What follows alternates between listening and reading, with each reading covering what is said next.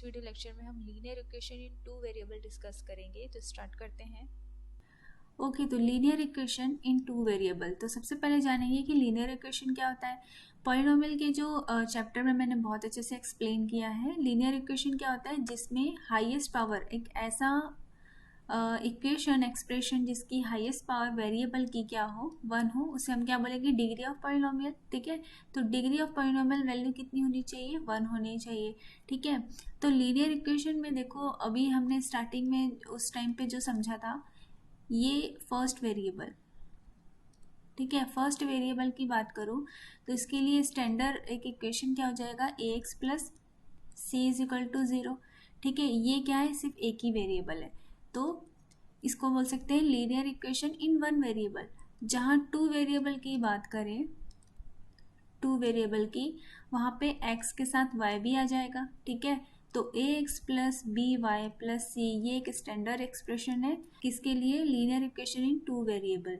ठीक है, वेयर, इसके लिए, दोनों के लिए, I mean where a is not equal to 0, यानी कि जो कोफिशिएंट होता है वेरिएबल का वो 0 नहीं होना चाहिए, और इसमें एक कांस्टेंट वैल्यू होती ही है। ठीक है, इसमें भी क्या होगा, a is not equal to 0 and b is also not equal to 0। ठीक है, तो ये एक्सप्रेशन हो गया linear equation in one variable, linear equation in two variable. तो अभी हम ये देखेंगे, है ना, इससे रिलेटेड क्वेश्चंस करेंगे। उसके बाद मोस्ट इम्पॉर्टेंट, कि कभी आपको लीनियर इक्वेशन के लिए अदर सॉल्यूशन पूछे, जैसे यही ax plus B Y plus C is equal to 0, तो इसका अदर सॉल्यूशन, आई मीन जो सॉल्यूशन होगा, सॉल्यूशन मीन्स हमें क्या निकालना रहता है, रूट्स। ठीक है, तो अगर इसके लिए, इसका देखो एक ग्राफ तो अलग बनेगा। ठीक है, ग्राफ मतलब ग्राफ बनाने के लिए आपको क्या चाहिए रहता है, ऑर्डर्ड पेयर, मैंने बताया। ठीक है, ऑर्डर्ड पेयर मतलब x और y दोनों के लिए हमको वैल्यू चाहिए होती है ना, यानी x एक्सेस के लिए पॉइंट और y एक्सेस के लिए पॉइंट। तो इसके लिए अदर सॉल्यूशन क्या हो जाएगा, यानी मुझे x की वैल्यू भी चाहिए और y की वैल्यू भी चाहिए, इन दोनों के लिए मुझे वैल्यू निकालनी होगी, वही क्या होगा, इसके लिए सॉल्यूशन होगा। फॉर एग्जाम्पल, अगर मैं फर्स्ट वेरिएबल की बात करूँ, तो जैसे 5x plus 15 is equal to 0, तो इसके लिए सॉल्यूशन क्या हो जाएगा, मुझे x की वैल्यू निकालनी होगी, यानी इसके रूट्स, ये क्या हो जाएगा, 5x इज इक्वल टू ये -15, x इज इक्वल टू -15/5, यानी कि -3, x की वैल्यू मुझे मिल गई क्या, -3, मतलब x की -3 वैल्यू के लिए ये इक्वेशन क्या करेगा, सेटिस्फाई करेगा। उसी तरीके से अगर सेकंड वेरिएबल के लिए एक एग्जांपल ले लेते हैं, 2x plus Y is equal to 6, जहाँ दो वेरिएबल है, तो मुझे x और y की ऐसी वैल्यू चाहिए जिसके लिए ये इक्वेशन सेटिस्फाई करे, तो ये क्या हो जाएंगे, रूट्स, रूट्स आई मीन इसका क्या हो जाएगा, सॉल्यूशन। तो अब क्वेश्चंस करते हैं आईएमओ के लिए। Question number first, which equation satisfy the data in the given table. तो x की डिफरेंट वैल्यू दी गई है। ठीक है, और उसी हिसाब से y की वैल्यू भी हमें मिल गई। तो अब हमें क्या चेक करना है कि कौन सा इक्वेशन इस x और y की वैल्यूज के लिए सेटिस्फाई करेगा। ठीक है, तो चेक करके देख लेते हैं। पहले ऑप्शन फर्स्ट देखते हैं, y is equal to x-2। तो अगर टेबल के हिसाब से मैं x की वैल्यू पहले -1 रखूं, तो y की वैल्यू क्या आनी चाहिए, -3। तो चेक करते हैं, -1 -2 -3, तो फर्स्ट तो मैच हो जा रही है। सेकंड देखते हैं, x की वैल्यू 0 रखते हैं, तो ये जाएगा y इज इक्वल टू 0 -2 आ रही है, तो ये तो गलत हो गया, ऑप्शन ए नहीं होगा, है ना। ऑप्शन बी चेक करते हैं, 2x -1, x की वैल्यू पहले क्या रखेंगे, -1, तो -1 -1 -2 -1 -3 हो गया, तो ये तो आ रहा है -1 फर्स्ट। ठीक है, मैच हो गया। अब 0 रख के देखते हैं, तो y इज इक्वल टू 2 0 -1, ये 0 हो जा रहा है, यानी -1, तो ये भी आ रहा है। इसके बाद थर्ड देख लो, x की वैल्यू 1 रख लो, 2 × 1 -1, 2 -1 यानी 1, ये भी हो जा रहा है। और 2 फाइनली रखेंगे हम, 2 2 ज़ा 4 -1 यानी 3, तो ये सेटिस्फाई कर रहा है इक्वेशन। ठीक है, आंसर क्या होगा, B. Question number 2, the graph of x plus Y is equal to 6 intersects coordinate axes at. तो हमें क्या बताना है यहाँ पे कि इसके लिए, इस इक्वेशन के लिए, लीनियर इक्वेशन के लिए x plus Y is equal to 6 ordered pair क्या होगा। ठीक है, ऑर्डर पेयर क्या होगा हमें ये बताना है एक्स और वाई के टर्म में। यानी कि सबसे पहले इस इक्वेशन में पहले X is equal to 0 put करो, तो उसके लिए y की वैल्यू क्या निकल के आ जाएगी 0 plus Y is equal to 6 यानी 6। ठीक है, यानी इसके लिए इस तरीके से भी हो सकता है सॉल्यूशन। एंड दूसरी चीज़ और y इज इक्वल टू 0 रख लो, तो x की वैल्यू क्या निकल के आ जाएगी x plus 0 is equal to 6 यानी x इज इक्वल टू 6। तो ये भी हो सकता है 6 और 0 यानी दोनों सॉल्यूशन हो सकते हैं। तो आंसर क्या आएगा option D both A and B, ये दोनों आ रहा है both A and B. Question number 3, how many linear equation in x and y can be satisfied by x is equal to 5 and y is equal to 7। अब देखो यहाँ दो x और y की वैल्यू क्या दी हुई है, एक तो x is equal to 5 and y is equal to 7 इस तरीके से। तो अगर मैं इसे ग्राफ में प्लॉट करूं, ये हो गया x एक्सिस, ये y एक्सिस, तो x की वैल्यू क्या है 5, ये मान लेते हैं यहाँ 5 है, एंड y की वैल्यू 7, पॉजिटिव, दोनों पॉजिटिव है। तो इसका जो पॉइंट मिलेगा वो कहाँ मिलेगा यहाँ। ठीक है, ये क्या हो गया 5 7। तो अब इसके लिए देखो क्या पूछा है कि कितनी लाइनें क्रॉस हो सकती है, मीन्स देखो ये पॉइंट से कितने मतलब कितनी सारी लाइनें स्ट्रेट हो चाहे पैराबोला हो, कितनी सारी लाइनें पास हो सकती है, तो बहुत सारी हो सकती है, सिर्फ एक या दो नहीं। देखो ऐसे भी ग्राफ बन सकता है इसको क्रॉस करते हुए, ऐसे भी बन सकता है, ऐसे भी बन सकता है इस पॉइंट से क्रॉस करते हुए। ठीक है, ऐसे भी बन सकता है, यानी बहुत सारी लाइनें बन सकती है ना। तो इसके लिए आंसर क्या हो जाएगा infinitely many. Question number 4, the graph of linear equation 4x plus y is equal to 12 is a line which meets the y axis at point। यानी इस इक्वेशन के लिए जो ग्राफ या लाइन क्रिएट होगा वो y एक्सिस पे कौन से पॉइंट पे मीट करती है ये हमें चेक करना है। ठीक है, तो कैसे करेंगे 4x plus y is equal to 12, x की वैल्यू क्या रख दो 0 रख दो, तो ये हो जाएगा 0 plus Y is equal to 12, y की वैल्यू क्या आ रही है 12, तो इसका सॉल्यूशन क्या आ जाएगा 0 and 12, answer option D. Question number 5, in the given rectangular coordinate system the shaded region is bounded by two straight lines, which of the following is not an equation of one of the boundary lines। देखो यहाँ graph में दिया हुआ है, ठीक है, दो line है, एक स्ट्रेट है पैरेलल टू वाई एक्सिस और एक इंक्लाइंड है इस तरीके से क्रॉस करते हुए वाई एक्सिस को और एक्स एक्सिस को। तो इसके लिए हमें क्या बताना है कि कौन सा इक्वेशन इसका सॉल्यूशन नहीं होगा। तो सबसे पहले तो ये जान लो कि straight lines parallel to X axis, इसके लिए इक्वेशन होगा y is equal to A, यानी ए कुछ भी हो सकता है वैल्यू। ठीक है, और a straight line parallel to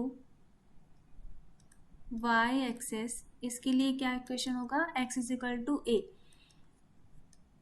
तो यहाँ देखो ये जो स्ट्रेट लाइन है जो y एक्सिस से पैरेलल है, तो इसके लिए इक्वेशन क्या हो जाएगा, कौन से पॉइंट पे कट कर रहा है एक्स एक्सिस को 1 पे, यानी x इज इक्वल टू 1, इसके लिए क्या हो जाएगा solution.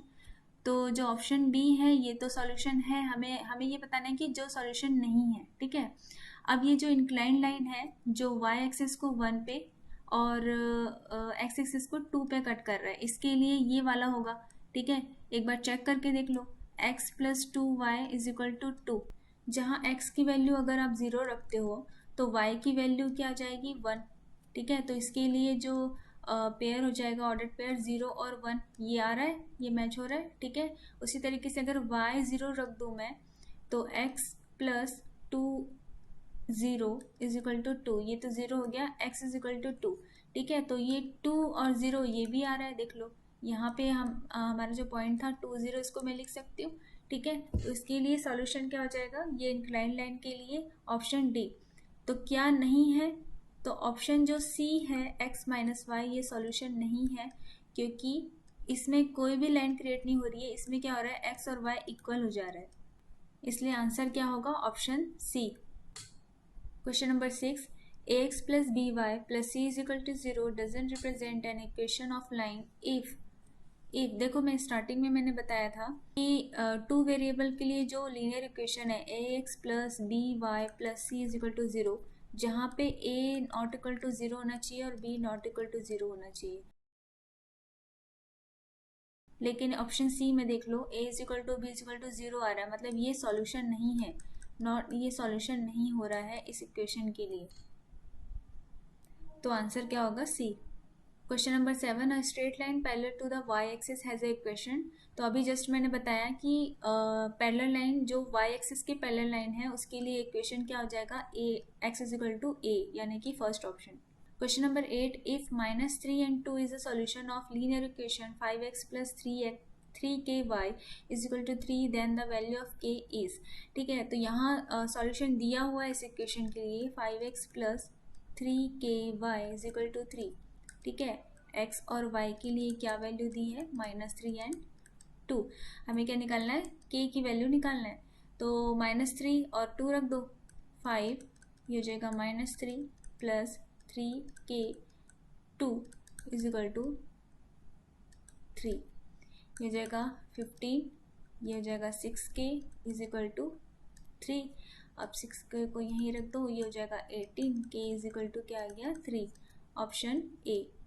Question number 9, if the graph of equation 3x is equal to, ये प्लस कर लो, 5y is equal to 15 cuts the coordinate axis at P and Q, then the hypotenuse of right triangle POQ is of length what? तो सबसे पहले equation लिख लो 3x plus 5y is equal to 15। अब क्या करो, x की value पहले 0 पुट करके देखो, y की वैल्यू क्या निकल के आ जाएगी? तो यहाँ पे 0 रख के देखते हैं। ठीक है, तो ये 0 हो जाएगा, प्लस ये हो जाएगा 5y, ये 15। तो y के लिए वैल्यू क्या जाएगी? 5 3 ज़ा 15, 3 आ रही है, यानी ये हो जाएगा 0 और 3 लिख सकते हैं। उसके बाद y इज इक्वल टू 0 रख के देखो, तो ये पूरा 0 हो जाएगा। ठीक है, तो 3x इज इक्वल टू 15 बचेगा, x की वैल्यू क्या आ रही है? 5। तो इसके लिए मैं इसको ऐसे लिख सकती हूँ 5 0। ठीक है, अब ग्राफ में देखो कैसे ड्रॉ करते हैं।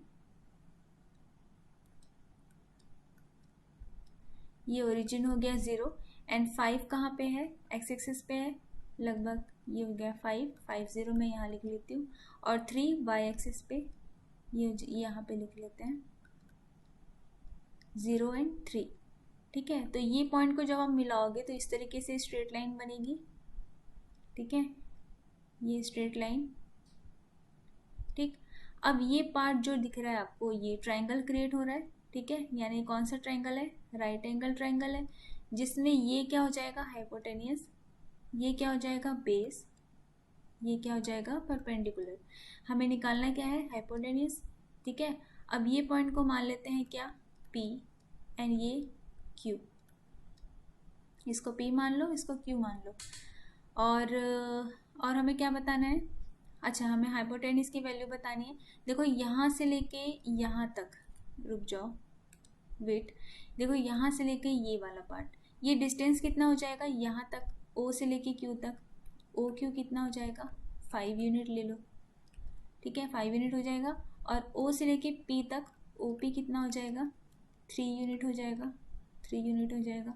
ठीक है, तो देखो इस वाले ट्राइंगल में, राइट एंगल ट्राइंगल में हाइपोटेनस की वैल्यू कैसे निकलेगी?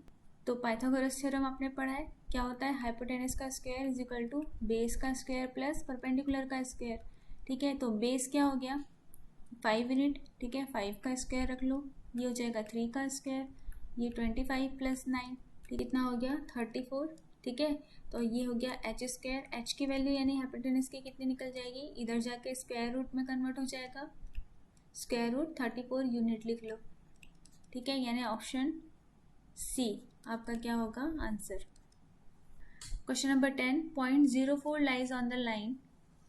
तो यहाँ पे देखो 04 वैल्यू दी गई है। ठीक है, x और y के लिए, और आपको इक्वेशन चूज करना है कि कौन सा सेटिस्फाई कर रहा है इस सॉल्यूशन के लिए। ठीक है, तो ऑप्शन पहले ए चेक करके देखते हैं, x is equal to 2y is equal to 4।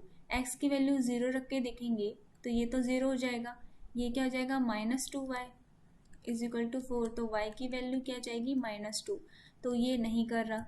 Option B देख लो, 2x plus Y is equal to 4, तो ये ज़ीरो हो जाएगा, y इज इक्वल टू 4। तो इसके लिए सॉल्यूशन मतलब इस सॉल्यूशन के लिए 0 4 के लिए इक्वेशन क्या आ रहा है, 2x plus Y is equal to 4, यानी option B.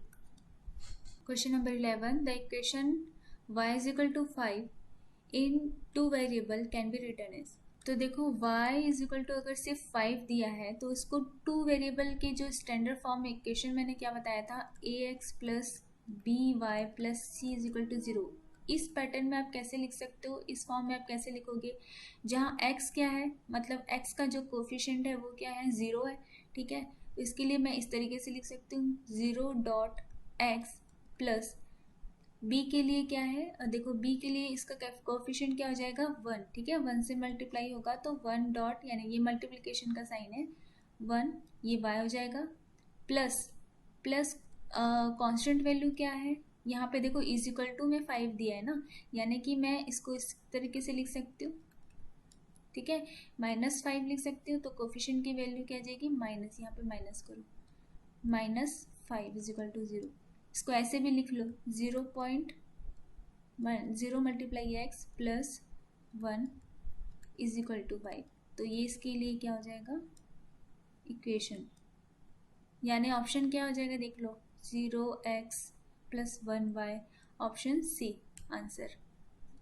Question number 12, the point a n minus a always lies on, तो 2 पॉइंट दिए a n minus a, x और वाई ले लो, ठीक है, x और y के लिए वैल्यू क्या है, a है, और y के लिए -a है, तो इसके लिए इक्वेशन क्या हो जाएगा, इसको इस तरीके से लिख सकते हैं x plus Y is equal to 0, क्योंकि अगर x की वैल्यू a रखोगे, देखो a रख के देखो, तो y की वैल्यू क्या मिलेगी -a, ठीक है, तो यही कंडीशन को सेटिस्फाई कर रहा है इक्वेशन को, तो इसके लिए क्या हो जाएगा x plus Y is equal to 0। Question number 13, if A and B are complementary angle, इसको एंगल कर लो, angle A and B are complementary angle and angle A is x degree, then which equation can be used to find angle b which is denoted by y, ठीक है। तो यानी कि देखो सबसे पहले ये देख लो कि कॉम्प्लीमेंट्री एंगल क्या होता है, कॉम्प्लीमेंट्री यानी किसी भी ट्रायंगल में कॉम्प्लीमेंट्री एंगल मतलब उसके जो दो एंगल है उनका सम कितना होना चाहिए 90 डिग्री, यानी angle A plus angle B, ये इन दोनों का सम कितना होना चाहिए 90 डिग्री, तभी हम बोलेंगे कि एक दूसरे के क्या है कॉम्प्लीमेंट्री है, ठीक है। तो अगर इसकी वैल्यू क्या दी है x डिग्री, तो b के लिए जिसको हम डिनोट किससे कर रहे हैं y से, ठीक है, तो b के लिए वैल्यू क्या हो जाएगी, angle b is equal to 90 degree, यानी b के लिए वैल्यू हो जाएगी 90 डिग्री माइनस x, ठीक है, यानी इसको हम डिनोट किससे करेंगे y से, 90 degree minus x, option B.